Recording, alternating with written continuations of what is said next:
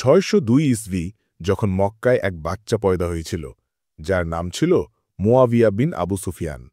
মুয়াবিয়া বনু Umayya কাবিলাতে পয়দা হয়েছিল, যা আরবের সবচেয়ে ধনী আর শক্তিশালী কাবিলা ছিল। এই কাবিলাটার বনু হাসিমের সাথে দুশ্মনী লেগেই থাকত। বনু হাসিম সেই কাবিলা যেখানে আমাদের নবী হজরত মোহাম্মদ সাল্লাল্লাহু আলাইহি ওয়াসাল্লাম পয়দা হয়েছিলেন। বনু উমাইয়ার লোকেরা ছিল খুবই অত্যাচারী আর জালেম। এদের কাছে অনেক ধনসম্পদ ছিল, যার কারণে তারা সারা জীবন শুধু ভোগবিলাস করেই কাটিয়েছে। এই কারণেই মুয়াবিয়া আর তার বাপ আবু সুফিয়ান দুজনেই সারা জীবন ভোগবিলাসিতাই কাটিয়েছিল। যখন নবী সাল্লাল্লাহু আলাইহি ওয়াসাল্লাম নবুয়তের ঘোষণা দিলেন, তখন আবু সুফিয়ান তার ঘোর বিরোধিতা শুরু করে। সে প্রথম দিকের মুসলমানদের ওপর অনেক জুলুম করেছিল। আবু সুফিয়ান আবু জেহেলের সাথে মিলে নবীজি সাল্লাল্লাহু আলাইহি ওয়াসাল্লামের বিরুদ্ধে ষড়যন্ত্র করত। কিন্তু সেই সময় নবীজির চাচা হাজরাত আবু তালিব তার হেফাজত করতেন, যার কারণে কেউ নবীজির ক্ষতি করতে পারেনি। হজরত আবু তালিব সবসময় নবীজি সাল্লাল্লাহু আলাইহি ওয়াসাল্লামের পাশে ঢাল হয়ে দাঁড়িয়েছিলেন। কিন্তু তার ওয়াফাতের পর আবু সুফিয়ান নবীজি সাল্লাল্লাহু আলাইহি ওয়াসাল্লামকে শহীদ করার পরিকল্পনা করে। এরপর নবী সাল্লাল্লাহু আলাইহি ওয়াসাল্লাম আল্লাহর হুকুমে কিছু মুসলমানকে সাথে নিয়ে মদিনায় হিজরত করেন। কিন্তু ততদিনে আবু সুফিয়ানের মেয়ে সৈয়দা উম্মে হাবিবা রাদিয়াল্লাহু তাআলা আনহা নবী সাল্লাল্লাহু আলাইহি ওয়াসাল্লামের আদর্শে প্রভাবিত হয়ে ইসলাম কবুল করে নেন এবং তিনি তার স্বামীর সাথে হাবশায় অর্থাৎ অ্যাবিসিনিয়া চলে যান। সেখানে গিয়ে তার স্বামী ইসলাম ছেড়ে খ্রিস্টান হয়ে যায় এবং কিছুদিন পর তার মৃত্যু হয়। এখন সৈয়দা উম্মে হাবিবা একা হয়ে গিয়েছিলেন, তার কোনো সঙ্গী ছিল না। তখন নবী সাল্লাল্লাহু আলাইহি ওয়াসাল্লাম তাকে নিকাহের প্রস্তাব পাঠান এবং তিনি সেই প্রস্তাব কবুল করে নেন। মদিনায় হিজরতের পর ইসলামের প্রথম যুদ্ধ বদরের যুদ্ধ সংঘটিত হয়। এই যুদ্ধে আবু সুফিয়ান ১,০০০ সৈন্যের এক লস্কর নিয়ে মুসলমানদের বিরুদ্ধে এসেছিল, যখন মুসলমানরা ছিল মাত্র ৩১৩ জন। এই যুদ্ধে মুয়াবিয়াও তার বাপের সাথে লড়তে এসেছিল। যখন যুদ্ধ শুরু হল, তখন সে দেখল দুইধারী তলোয়ার নিয়ে একজন মানুষ খুব বাহাদুরির সাথে লড়ছে এবং এক এক করে তার খানদানের লোকদের কতল করছে। এই মানুষটির নাম ছিল আলী। এই যুদ্ধে ইমাম আলী আলাইহিসসালাম কাফিরদের ২৪ জন সর্দারকে কতল করেন, যার মধ্যে একজন ছিল মুয়াবিয়ার নানা উতবা বিন রাবিয়া আর অন্যজন ছিল মুয়াবিয়ার ভাই হানজালা। যখন মুয়াবিয়ার মা হিন্দা এই খবর পেল, তখন সে তার বাপের শোকে পাগলের মতো কাঁদতে লাগল আর মুসলমানদের বিরুদ্ধে আজেবালে কথা বলতে শুরু করল। সে কসম খেল যে সে নবী সাল্লাল্লাহু আলাইহি ওয়াসাল্লামের চাচা হজরত হামজা রাদিয়াল্লাহু তাআলা আনহুকে কতল করবে, কারণ তিনি ওই যুদ্ধে মুসলমানদের কমান্ডার ছিলেন। এসব দেখে মুয়াবিয়ার মনে ইমাম আলী আলাইহিসসালামের বিরুদ্ধে ঘৃণা পয়দা হয়। হিন্দা এক কৃতদাসকে ভাড়া করে, যার নাম ছিল ওয়াহশী, এবং উহুদের যুদ্ধে ওয়াহশী হজরত হামজাকে শহীদ করে দেয়। হজরত হামজা রাদিয়াল্লাহু তাআলা আনহুর শাহাদাতের পর মুয়াবিয়ার মা হিন্দা তার বুক চিরে কলিজা বের করে নবী সাল্লাল্লাহু আলাইহি ওয়াসাল্লামের সামনে চিবিয়েছিল। এরপর খন্দকের যুদ্ধ হয়। সেখানেও মুয়াবিয়া আর আবু সুফিয়ান মুসলমানদের বিরুদ্ধে লড়তে আসে, কিন্তু এই যুদ্ধ মুসলমানরা জিতে যায়। এরপর হুদায়বিয়ার সন্ধি হয়। সন্ধি হওয়ার পর যখন তা ভেঙে দেওয়া হলো, তখন আবু সুফিয়ান বুঝতে পারল যে মুসলমানরা এখন অনেক শক্তিশালী হয়ে গেছে, এখন তারা হামলা করলে আর বাঁচা যাবে না। তাই আবু সুফিয়ান মক্কা থেকে মদিনায় এলো, যাতে নবী সাল্লাল্লাহু আলাইহি ওয়াসাল্লামকে হুদায়বিয়ার সন্ধি শেষ করা থেকে আটকাতে পারে। কিন্তু নবীজি তার কথা মানলেন না। এরপর আবু সুফিয়ান তার মেয়ে সৈয়দা উম্মে হাবিবা রাদিয়াল্লাহু তাআলা আনহার সাথে দেখা করতে তার ঘরে গেল। আবু সুফিয়ান আর মুয়াবিয়া দুজনেই সৈয়দা উম্মে হাবিবার বিরুদ্ধে ছিল যখন তিনি ঈমান এনেছিলেন। ঘরে ঢোকার পর সে যখন চাদরের উপর বসতে গেল, তখন সৈয়দা উম্মে হাবিবা রাদিয়াল্লাহু তাআলা আনহা তার নিচ থেকে চাদরটা টেনে নিলেন এবং তার বাবাকে বললেন, তুমি এই চাদরের যোগ্য নও, কারণ এই চাদরে নবী সাল্লাল্লাহু আলাইহি ওয়াসাল্লাম বসেন।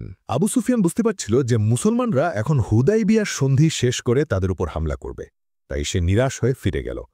এরপর নবী সাল্লাল্লাহু আলাইহি ওয়াসাল্লাম তার লস্কর নিয়ে মক্কায় প্রবেশ করলেন এবং মক্কা বিজয় করলেন। এই সেই মুহূর্ত ছিল যখন ইসলাম পুরো আরবে এক মহাশক্তি হয়ে উঠেছিল। আল্লাহ নবী সাল্লাল্লাহু আলাইহি ওয়াসাল্লামকে হুকুম দিলেন যে তিনি কাফেরদের দুটি বিকল্প দেবেন, এক, হয় ইসলাম কবুল করো, আর দুই, আরব ছেড়ে চলে যাও, নইলে তাদের কতল করা হবে। এখন আবু সুফিয়ানের কাছে ইসলাম কবুল করা ছাড়া আর কোনো পথ ছিল না। নবী সাল্লাল্লাহু আলাইহি ওয়াসাল্লাম আবু সুফিয়ানকে বললেন, তুমি কি এখনও ইসলাম কবুল করবে না? তখন আবু সুফিয়ান বলল, আমার মনে এখনও সন্দেহ আছে। কিন্তু হজরত আব্বাস রাদিয়াল্লাহু তাআলা আনহার অনুরোধে সে কালেমা পড়ে নেয়। আবু সুফিয়ান আর মুয়াবিয়ার ইসলাম কবুলের পর মুসলমানরা তাদের সাথে কথা বলত না, এমনকি তাদের পাশে বসতেও পছন্দ করত না, কারণ তারা সারা জীবন ইসলামের দুশ্মন ছিল আর এখন মৃত্যুর ভয়ে কালেমা পড়েছে। এটা দেখে আবু সুফিয়ান নবী সাল্লাল্লাহু আলাইহি ওয়াসাল্লামের কাছে এসে বলল, আপনি আমার ছেলে মুয়াবিয়াকে কাতিবে ওয়াহি বানিয়ে দিন, যাতে লোকেরা আমাদের সম্মান করে। তখন নবী সাল্লাল্লাহু আলাইহি ওয়াসাল্লাম তাদের উপর দয়া করে মুয়াবিয়াকে কাতিবে ওয়াহি বানিয়ে নিলেন। এই সম্পর্কিত আরেকটি ঘটনা আছে। একদিন নবী সাল্লাল্লাহু আলাইহি ওয়াসাল্লাম ইবনে আব্বাসকে মুয়াবিয়ার কাছে পাঠিয়ে বললেন, ওকে ডেকে আনো, আমার ওর সাথে কিছু কাজ আছে। কিন্তু মুয়াবিয়া জবাব দিল, আমি খানা খাচ্ছি। নবীজি আবার পাঠালেন, সে আবারও একই কথা বলল। তিনি আবার পাঠালেন, আর মুয়াবিয়া এবারও একই কথা বলল। এই কথায় নবী সাল্লাল্লাহু আলাইহি ওয়াসাল্লাম খুব রেগে গেলেন এবং বললেন, আল্লাহ করুন ওর পেট যেন কোনোদিন না ভরে। তারপর যখন নবী সাল্লাল্লাহু আলাইহি ওয়াসাল্লামের ওফাত হল, তখন হজরত আবু বকর রাদিয়াল্লাহু তাআলা আনহু প্রথম খলিফা হলেন। আবু সুফিয়ান মুসলমানদের মধ্যে বিভেদ সৃষ্টি করার এটাই সেরা সুযোগ দেখল। সে ইমাম আলী আলাইহিসসালামকে বলল, এটা কিভাবে সম্ভব যে লোকেরা আপনাকে ছেড়ে অন্য কাউকে খলিফা বানিয়ে দেবে, যখন আপনি খেলাফতের আসল হকদার? যদি আপনি চান তাহলে আমি পুরো মদিনা লস্কর দিয়ে ভরে দেব আর আবু বকরের বিরুদ্ধে যুদ্ধ করব। কিন্তু সালাম আমার নেতা, আমার ইমাম, আমার আধ্যাত্মিক পিতা, আমার মুর্শিদ ইমাম আলী আলাইহিসসালামের ওপর, যিনি জবাব দিলেন, হে আবু সুফিয়ান, তুমি সব সময় ইসলামের দুশ্মন ছিলে, তুমি শুধু ফিতনা সৃষ্টি করো, আসল সত্য দেখো না। আমাদের ইসলামে একতা বজায় রাখার জন্য চুপ থাকতে হবে। অর্থাৎ ইমাম আলী আলাইহিসসালাম উম্মতের একতা রক্ষার জন্য কুরবানি দিলেন এবং চুপ থাকলেন। কিন্তু এই ঘটনা থেকে এটা পরিষ্কার হয়ে গেল যে আবু সুফিয়ান শুধু ক্ষমতার জন্য মুসলমানদের মধ্যে লড়াই বাধাতে চেয়েছিল, কিন্তু তার এই চাল ইমাম আলী আলাইহিসসালামের ওপর চলল না। হজরত আবু বকরের পর হজরত উমর রাদিয়াল্লাহু তাআলা আনহু খলিফা হলেন। যখন হজরত উমর খলিফা হলেন, তখন তার আমলে ইসলাম এক সুপার পাওয়ার হয়ে উঠেছিল এবং রোমান ও পারস্য সাম্রাজ্য মুসলমানদের অধীনে চলে এসেছিল। হজরত উমর বিভিন্ন শহরে নিজের গভর্নর নিযুক্ত করেন। এই সময় হজরত ওমর সিরিয়ার গভর্নর হিসেবে ইয়াজিদ বিন আবু সুফিয়ানকে নিযুক্ত করেন, যে ছিল মুয়াবিয়ার ভাই। কিন্তু 639 ইসবিতে যখন প্লেগ রোগ ছড়িয়ে পড়ল, তখন ইয়াজিদ বিন আবু সুফিয়ানের মৃত্যু হয়। এরপর হজরত ওমর মুয়াবিয়াকে সিরিয়ার গভর্নর নিযুক্ত করেন, কারণ মুয়াবিয়া বনু উমাইয়া কাবিলা থেকে ছিল, যার সিরিয়ার অনেক কাবিলার সাথে সম্পর্ক ছিল। মুয়াবিয়া গভর্নর হতেই ভোগবিলাসের জীবন শুরু করে। যখন হজরত উমর রাদিয়াল্লাহু তাআলা আনহু জানতে পারলেন যে মুয়াবিয়া দামি পোশাক পরে, তখন তিনি তাকে কঠোরভাবে তিরস্কার করে বললেন, একজন মুসলমান শাসকের এমন পোশাক পরা উচিত নয়। হজরত উমর রাদিয়াল্লাহু তাআলা আনহু কোনো গভর্নরকে মাত্র 4 বছরের জন্য পদে রাখতেন, তারপর তাকে সেই পদ থেকে সরিয়ে দিতেন। মুয়াবিয়া এই কথাটা জানত এবং সে এটাও জানত যে যতক্ষণ হজরত উমর বেঁচে আছেন, ততক্ষণ সে নিজের ইচ্ছামতো শাসন করতে পারবে না। তারপর হজরত উমর রাদিয়াল্লাহু তাআলা আনহুকে শহীদ করা হলো। কিন্তু তাকে আসলে কে শহীদ করেছিল? একদিন হজরত উমর হজরত হুজাইফা বিন ইয়ামান রাদিয়াল্লাহু তাআলা আনহুর কাছে গেলেন, যিনি নবী সাল্লাল্লাহু আলাইহি ওয়াসাল্লামের রাজদার বা গোপন তথ্যের রক্ষক ছিলেন। নবীজি তাকে ভবিষ্যতের গোপন খবর এবং মুনাফিকদের নাম জানিয়েছিলেন। হজরত উমর হজরত হুজাইফা বিন ইয়ামানকে জিজ্ঞাসা করলেন, নবীজি বলেছিলেন যে আমার উম্মত আর ফিতনার মাঝে একটা দরজা আছে, যখনই সেই দরজা খোলা হবে তখন উম্মতের মধ্যে ফিতনা শুরু হবে। তখন হজরত উমর জিজ্ঞাসা করলেন, এই দরজা কি আমার জীবদ্দশায় খুলবে নাকি আমার মৃত্যুর পর? হজরত হুজাইফা বিন ইয়ামান রাদিয়াল্লাহু তাআলা আনহু জবাব দিলেন, এই দরজা খোলা হবে না, বরং ভেঙে দেওয়া হবে। এই কথাটা খেয়াল করবেন। তখন হজরত উমর অবাক হয়ে জিজ্ঞাসা করলেন, এই দরজা কি নিজে থেকেই ভাঙবে নাকি কোনো মানুষ ভাঙবে? হজরত হুজাইফা বিন ইয়ামান বললেন, একজন মানুষ এটি ভাঙবে। হজরত উমর দুঃখ করে বললেন, তাহলে এই দরজা আর কোনোদিন জুড়বে না। এখানে হজরত উমর আর হুজাইফা বিন ইয়ামান দুজনেই হজরত উমর রাদিয়াল্লাহু তাআলা আনহুর কথাই বলছিলেন, আর বাকি সাহাবারা এই দৃশ্য দেখছিলেন। আর ঠিক তেমনই হল। হজরত উমর রাদিয়াল্লাহু তাআলা আনহুকে শহীদ করা হলো, আর তার হত্যাকারীর নাম ছিল আবু লুলু ফিলোজ, যে মুগিরা বিন শুবার কৃতদাস ছিল। আর মুগিরা বিন শুবা ছিল মুয়াবিয়ার রাজদার গোপন সঙ্গী এবং সারা জীবন তার সাথেই ছিল। এরাই সেই দরজা ভেঙেছিল, অর্থাৎ হজরত উমরকে শাহিদ করেছিল, যার কথা হজরত উমর আর হজরত হুজাইফা বিন ইয়ামান রাদিয়াল্লাহু তাআলা আনহু আলোচনা করছিলেন। তাই এর অনেক সম্ভাবনা আছে যে হজরত উমরের শাহাদাতের পেছনে মুয়াবিয়ার হাত ছিল, কারণ মুয়াবিয়াই সেই ব্যক্তি ছিল যে হজরত উমরের শাহাদাতের ফলে সবচেয়ে বেশি লাভবান হয়েছিল। আর এটা আপনারা সামনে জানতে পারবেন। হজরত উমর রাদিয়াল্লাহু তাআলা আনহুর ওফাতের পর হজরত উসমান পরবর্তী খলিফা হলেন। হজরত উসমান রাদিয়াল্লাহু তাআলা আনহু খলিফা হওয়ার পর মুয়াবিয়াকে গভর্নরের পদ থেকে সরাননি, কারণ মুয়াবিয়া হজরত উসমানের আত্মীয় ছিল। এই কারণে হজরত উসমানের 12 বছরের খিলাফতকালে মুয়াবিয়া সিরিয়ার গভর্নর ছিল। এই সময় সেই সেখানে দুর্নীতি করে আর সেখানকার লোকদের পয়সার লোভে নিজের মুঠোই নিয়ে আসে। শুধু মুয়াবিয়া নয়, হজরত উসমান তার আরও অনেক আত্মীয়কে গভর্নর বানিয়েছিলেন, যারা ভেতর থেকে দুর্নীতিবাজ ছিল। এসব দেখে অনেক সাহাবা হজরত উসমান রাদিয়াল্লাহু তাআলা আনহুর বিরুদ্ধে চলে যান এবং তারা হজরত উসমানের বাড়ি ঘেরাও করেন। কিন্তু কিছু লোক ঘরে ঢুকে হজরত উসমান রাদিয়াল্লাহু তাআলা আনহুকে শহীদ করে দেয়। আর এটাও সম্ভব যে এই লোকেরা মুয়াবিয়ারই লোক ছিল, কারণ যখন হজরত উসমানের বাড়ি ঘেরাও করা হয়েছিল তখন মুয়াবিয়া তাকে রক্ষা করতে পর্যন্ত আসেনি। হজরত উসমানের শাহাদাতের পর লোকেরা ইমাম আলী আলাইহিসসালামকে খলিফা বানানোর সিদ্ধান্ত নেয়, কিন্তু ইমাম আলী আলাইহিসসালাম খেলাফত গ্রহণ করতে চাইছিলেন না। কিন্তু হজরত তালহা আর হজরত জুবায়ের রাদিয়াল্লাহু তাআলা আনহু তাকে রাজি করান।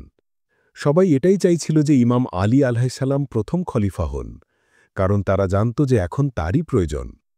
যখন ইমাম আলী খলিফা হলেন তখন তিনি সবার আগে হজরত উসমানের নিযুক্ত করা সমস্ত দুর্নীতিগ্রস্ত গভর্নরদের সরিয়ে দেন, যার মধ্যে মুয়াবিয়াও ছিল। মুয়াবিয়ার শাসন এখন বিপদে পড়ে গিয়েছিল। সে হজরত উসমানের শাহাদাতকে অজুহাত বানিয়ে ইমাম আলী আলাইহিসসালামের কাছ থেকে খিলাফত কেড়ে নিতে চেয়েছিল। কিন্তু যখন সে দেখল যে হজরত আয়েশা আগেই লস্কর নিয়ে ইমাম আলী আলাইহিসসালামের বিরুদ্ধে দাঁড়িয়ে গেছেন, তখন সে থেমে গেল। যখন ইমাম আলী আলাইহিস সালাম খলিফা হলেন তখন হজরত আয়েশা রাদিয়াল্লাহু তাআলা আনহা হজ থেকে ফিরছিলেন। হজ থেকে ফিরেই তিনি হজরত উসমান রাদিয়াল্লাহু তাআলা আনহুর রক্তের বদলা নেয়ার জন্য প্রতিবাদ শুরু করে দেন, যদিও তিনি নিজেই হজরত উসমানের শাসনের বিরুদ্ধে ছিলেন। হজরত আয়েশার প্রতিবাদ দেখে হজরত তালহা আর জুবাইর রাদিয়াল্লাহু তাআলা আনহু তার সাথে যোগ দেন এবং তারা লস্কর জড়ো করতে শুরু করে বসরার দিকে রওনা হন, যাতে সেখানে আরও লস্কর জড়ো করা যায়। সেই সময় বসরার গভর্নর ছিলেন হজরত উসমান বিন হুনায়ফ, যিনি ইমাম আলী আলাইহিস সালামের বিশ্বস্ত সঙ্গী ছিলেন। যখনই হজরত আয়েশা রাদিয়াল্লাহু তাআলা আনহা বসরায় পৌঁছালেন, তিনি সেখানে সমর্থন পেতে শুরু করলেন। লোকেরা নবী সাল্লাল্লাহু আলাইহি ওয়াসাল্লামের স্ত্রীকে দেখে তার পক্ষ নিতে শুরু করল। যখন হজরত উসমান বিন হুনায়ফ রাদিয়াল্লাহু তাআলা আনহু হজরত আয়েশার আসার খবর পেলেন, তখন তিনি শহরের নেতাদের যেমন হাকিম বিন জাবালা আর কায়েস বিন সাদের সাথে বৈঠক করেন এবং এই বিষয়ে আলোচনা করেন। এই বৈঠকের পর হজরত উসমান বিন হুনায়ফ হজরত আয়েশা, হজরত তালহা আর জুবায়েরকে আলোচনার জন্য ডাকেন এবং বলেন যে তারা যেন এই বিদ্রোহ ছেড়ে দেয়, কারণ এই সময়ে এই ধরনের বিদ্রোহ মুসলমানদের মধ্যে নতুন ফিতনা সৃষ্টি করবে। আর যেখানে উসমানের হত্যাকারীদের কথা ইমাম আলী আলাইহিস সালাম নিজেই তাদের বিচার করবেন, কিন্তু এখন পরিস্থিতি ভালো নয়। এটা দেখে ইমাম আলী আলাইহিস সালামের অনেক সঙ্গী তার বিরুদ্ধে চলে গেল, যাদের খারিজি বলা হয়। তারা চাইছিল মুয়াবিয়াকে সরাসরি কতল করা হোক, তার সাথে কোনো চুক্তি করার দরকার নেই। আর পরে এই খারিজিরাই ইমাম আলী আলাইহিস সালামকে শহীদ করে। ইমাম আলী আলাইহিস সালামের শাহাদতের পর লোকেরা পরবর্তী খলিফা হিসেবে ইমাম হাসান আলাইহিস সালামকে নির্বাচিত করে। ইমাম হাসান খলিফা হতেই মুয়াবিয়ার বিরুদ্ধে সেনা তৈরি করতে শুরু করেন, কারণ তিনি এর অধ্যায় চিরদিনের জন্য শেষ করতে চেয়েছিলেন। ইমাম হাসান আলাইহিস সালাম 40,000 সৈন্যের লস্কর নিয়ে মুয়াবিয়ার বিরুদ্ধে এলেন। যখনই আমর বিন আস এই লস্কর দেখল, তখন সে মুয়াবিয়াকে বলল, এ মুয়াবিয়া, হাসান পাহাড়ের মতো লস্কর নিয়ে এসেছে। এটা সেই লস্কর যারা মৃত্যুর ওপর বায়াত নিয়েছে। এটা শুনে মুয়াবিয়ার অবস্থা খারাপ হয়ে গেল। আমর বিন আস বলল, হাসানের সাথে সন্ধি করে নাও, আমাদের কাছে এটাই একমাত্র পথ। তখন মুয়াবিয়া ইমাম হাসানকে চুক্তির প্রস্তাব দেয়। ইমাম হাসান এই চুক্তি করতে চাইছিলেন না, কিন্তু তার সেনার অনেক কমান্ডারকে মুয়াবিয়া সোনা আর ক্ষমতার লোভ দেখিয়ে কিনে নিয়েছিল। কুফার কিছু নেতা তো গোপনে মুয়াবিয়াকে চিঠি পাঠিয়েছিল যে তারা যে কোনো সময় পক্ষ বদলাতে তৈরি। তাই যদি ইমাম হাসান আলাইহিস সালাম এই যুদ্ধ লড়তেনও, তার কোনো লাভ হতো না। তাই একটাই পথ ছিল, মুয়াবিয়ার সাথে সন্ধি করা, কিন্তু কিছু শর্তের ওপর। শর্তগুলো হল: ১. মুয়াবিয়াকে কোরআন আর সুন্না অনুযায়ী শাসন করতে হবে। ২. মুয়াবিয়া তার ছেলে ইয়াজিদকে তার উত্তরাধিকারী বানাতে পারবে না। ৩. মুয়াবিয়াকে ইমাম আলীর অনুসারীদের হত্যা করা বন্ধ করতে হবে। ৪. ইরাক আর কুফার লোকদের কোনো ক্ষতি করা যাবে না। ৫. মুয়াবিয়ার মৃত্যুর পর শাসনভার ইমাম হাসান বা তার ভাই ইমাম হুসাইনের কাছে ফিরে আসবে। এগুলো ছিল সেই শর্ত যা মুয়াবিয়া মানতে চাইছিল না, কিন্তু ক্ষমতা পাওয়ার জন্য সেই চুক্তি মেনে নিল। এখন মুয়াবিয়ার কাছে শাসনভার চলে এসেছিল, কিন্তু তার পথের সবচেয়ে বড় বাধা ছিল ইমাম হাসান, কারণ সে স্বাধীনভাবে শাসন করতে পারছিল না, আর নিজের ছেলে ইয়াজিদকে খালিফা বানাতে পারছিল না যতক্ষণ ইমাম হাসান বেঁচে আছেন। কারণ সে যদি এমনটা করত, তাহলে ইমাম হাসান আবার তার বিরুদ্ধে দাঁড়িয়ে যেতেন। এই কারণেই মুয়াবিয়া ইমাম হাসানকে বিষ দিয়ে শহীদ করে দেয়। সেই হাসান, যার ব্যাপারে নবী সাল্লাল্লাহু আলাইহি ওয়াসাল্লাম বলেছিলেন, হাসান আমার থেকে আর আমি হাসান থেকে। ইমাম হাসান আলাইহিস সালামের শাহাদাতের পর মুয়াবিয়া জুলমের সাথে শাসন শুরু করে। সে বায়তুল মালের পয়সা নিজে খেতে লাগল এবং তার শাসনের অধীনে থাকা সমস্ত মসজিদে হুকুম দিল যে প্রত্যেক খুতবার আগে আলীর ওপর লানাত বা অভিশাপ পাঠানো হবে এবং তাকে গালি দেওয়া হবে। যখন সেই সময়ের শিশুরা, নতুন মুসলমানরা সব জায়গায় ইমাম আলীর ব্যাপারে গালি শুনত আর দেখত, তখন তারাও ইমাম আলীকে খারাপ ভাবতে শুরু করল। আর এভাবেই বুগজে আলী বা আলীর প্রতি ঘৃণার সূচনা হল। কিন্তু হজরত আয়েশা রাদিয়াল্লাহু তাআলা আনহা তার কথা মানলেন না, যার পর হজরত ওসমান বিন হুনায়েফ আর হজরত আয়েশার মধ্যে যুদ্ধ শুরু হয়ে গেল, যাকে জঙ্গে জামাল বা উটের যুদ্ধ বলা হয়। মুয়াবিয়া আরামে বসে এই সব কিছু দেখছিল আর একটা সুযোগের অপেক্ষায় ছিল। জঙ্গে জামালের পর মুয়াবিয়া দেখল যে এটাই সেরা সুযোগ ইমাম আলী আলাইহিস সালামের বিরুদ্ধে দাঁড়ানোর, কারণ এই সময়ে ইমাম আলীর সেনা যুদ্ধের পর দুর্বল হয়ে গিয়েছিল এবং অনেক লোকও তার বিরুদ্ধে চলে গিয়েছিল। তখন মুয়াবিয়া হজরত ওসমানের রক্তের বদলাকে অজুহাত বানিয়ে বিদ্রোহ শুরু করে দেয়, যদিও তার আসল উদ্দেশ্য ছিল ক্ষমতা দখল করা। দ্বিতীয় কারণ ছিল ইমাম আলী আলাইহিস সালাম শাসনভার গ্রহণ করেই হজরত ওসমানের নিযুক্ত করা সমস্ত দুর্নীতিগ্রস্ত গভর্নরদের সরিয়ে দিয়েছিলেন, যার মধ্যে মুয়াবিয়াও ছিল। এই কারণেই সে বিদ্রোহে নেমেছিল। এই বিদ্রোহের ফলশ্রুতি ইমাম আলী আলাইহিস সালাম মুয়াবিয়ার বিরুদ্ধে যুদ্ধ করেন, যাকে জঙ্গে সিফফিন বলা হয়। এই যুদ্ধে ইমাম আলী আলাইহিস সালামের সেনার কমান্ডার মালিক আল আশতার তার সেনা নিয়ে মুয়াবিয়ার শিবির পর্যন্ত পৌঁছে গিয়েছিলেন এবং সব কিছু শেষ হতে চলেছিল। কিন্তু মুয়াবিয়া এক চাল চালল এবং তার সেনারা ভোরসার ডগায় কুরআন তুলে নিল। এটা দেখে ইমাম আলী আলাইহিস সালামের সেনার অনেক সৈনিক থেমে গেল। এরপর ইমাম আলী আলাইহিস সালামের সেনারাই তাকে চুক্তি করতে বাধ্য করল। ইমাম আলী আলাইহিস সালাম বলতে থাকলেন যে এটা মুয়াবিয়ার চাল, কিন্তু তার সেনার অর্ধেকের বেশি সৈনিক কুরআন দেখে পিছিয়ে গেল এবং ইমাম আলী আলাইহিস সালামকে বাধ্য হয়ে চুক্তি মানতে হল। মুয়াবিয়ার মনে ইমাম আলী আলাইহিস সালামের প্রতি ঘৃণা ছিল, কারণ ইমাম আলী তার খানদানের অনেক লোককে কতল করেছিলেন যখন তারা কাফের ছিল আর ইসলামের দুশমন ছিল। এই ঘৃণার কারণেই মুয়াবিয়া অনেক বছর ধরে ইমাম আলী আলাইহিস সালামের উপর লানাত পাঠাত, কারণ সে সারা জীবন ইসলামের দুশমন ছিল আর এখন কালেমা পড়ে নবী সাল্লাল্লাহু আলাইহি ওয়াসাল্লামের খানদান থেকে বদলা নিচ্ছিল। মুয়াবিয়া নিজের ব্যাপারে মিথ্যে হাদিস লেখাতে শুরু করে এবং ইমাম আলী আলাইহিস সালামের ফাজিলতগুলোকে লুকাতে শুরু করে। যেই ইমাম আলী আলাইহিস সালামের ফাজিলত বর্ণনা করত, তার গর্দান কেটে দেওয়া হতো।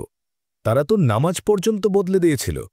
এমনকি মুয়াবিয়া লোকদের হুকুম দিয়েছিল যে মানুষের সম্পদ অন্যায়ভাবে কেড়ে নাও। একবার তো মুয়াবিয়া খোলাখুলিভাবে বলেই দিয়েছিল যে সুদ হারাম নয়, কিন্তু সেই সময়ে হযরত সাঈদ বিন খুদরি রাদিয়াল্লাহু তাআলা আনহু দাঁড়িয়ে বললেন, আমি নিজে নবী সাল্লাল্লাহু আলাইহি ওয়াসাল্লামের কাছ থেকে শুনেছি যে সুদ সর্বাবস্থায় হারাম। আমি সেখানে থাকতে পারব না যেখানে তোমার মতো নিকৃষ্ট শাসক আছে। এই কারণেই নবী সাল্লাল্লাহু আলাইহি ওয়াসাল্লাম বলেছিলেন, যখনই মুয়াবিয়াকে আমার মিম্বরে দেখবে তাকে কতল করে দিও। আর তিনি মুয়াবিয়া, তার বাপ আর তার ভাইয়ের উপর লানত পাঠিয়েছিলেন যখন এই তিনজন তার সামনে দিয়ে যাচ্ছিল। ইমাম হুসেন আলাইহিসসালাম এই সব কিছু সহ্য করছিলেন, কারণ তিনি ইমাম হাসান আলাইহিসসালামের করা চুক্তির কারণে চুপ ছিলেন। তিনি মুয়াবিয়ার মৃত্যুর অপেক্ষা করছিলেন, যাতে এই জালেম মরে এবং শাসনভার তাদের হাতে ফিরে আসে আর তারা ইসলামকে আবার জিন্দা করতে পারে। কিন্তু মুয়াবিয়া আরও নিকৃষ্ট প্রমাণিত হল। সে তার মৃত্যুর আগে নিজের ছেলে ইয়াজিদকে খলিফা বানিয়ে দেয় এবং তাকে বলে, আমি তোমাকে তিনজন লোকের ব্যাপারে সতর্ক করছি। প্রথমজন হল ওমরের ছেলে আবদুল্লাহ বিন ওমর। ওর ব্যাপারে চিন্তা করো না, ওর জায়নামাজি ওকে নড়তে দেবে না, ও চুপচাপ বসে আল্লাহ আল্লাহ করতে থাকবে। দ্বিতীয়জন হল জুবায়েরের ছেলে আবদুল্লাহ বিন জুবায়ের। ওর থেকে সাবধান, ও একটা চালাক শিয়াল, চুপ থাকার নাটক করবে কিন্তু সুযোগ পেলেই আক্রমণ করবে। কিন্তু ও তোমার জন্য অতটা বিপজ্জনক নয়। কিন্তু তৃতীয়জন হল আলীর ছেলে হুসাইন ইবনে আলী। ও তোমার জন্য সবচেয়ে বিপজ্জনক। যদিও তোমার বিরুদ্ধে দাঁড়ায়, তাহলে তুমি ওকে হারাতে পারবে না। ওর থেকে সাবধান থেকো। কারণ মুয়াবিয়া জানত যে ইয়াজিদের জালেম শাসনের বিরুদ্ধে শুধু হুসাইনই চ্যালেঞ্জ করবে, কারণ চুক্তি অনুযায়ী সে তাকে উত্তরাধিকারী বানাতে পারত না। আর ঠিক তেমনই হল। শুধু ইমাম হোসেন আলাইহিসসালামই ইয়াজিদের বিরুদ্ধে রুখে দাঁড়ালেন, আর তারপর যা হল তা ইতিহাসের এক দর্দনাক অধ্যায়।